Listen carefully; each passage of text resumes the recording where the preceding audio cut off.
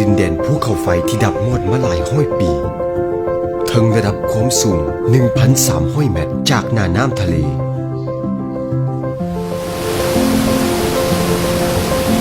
ก่อให้เกิดเป็นภูเพียงบริเวณอยู่เมืองปากซองพื้นแผ่นดินคำแหล่งน้ำที่กันต่อมาจากสั้นหินลาวาเย็นอยู่ใต้ดินลึกอุดมไปด้วยแร่ธาตุธรรมชาติที่มีประโยชน์ต่อร่างกาย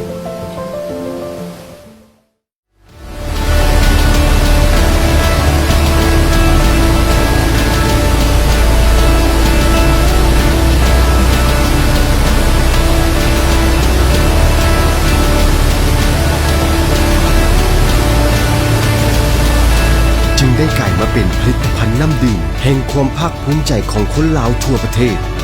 น้ำดื่มลาวาน้ำดื่มคุณภาพใส่น้ำจากธรรมชาติที่ดีที่สุดจากภูเพียงบริเวณ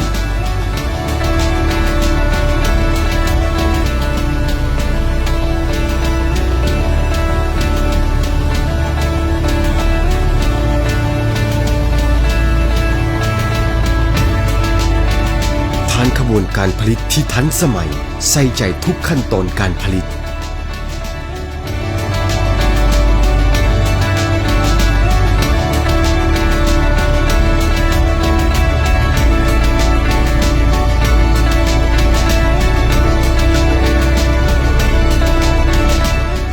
คุณภาพชีวิตที่ดีสุขภาพที่ดีเริ่มต้นที่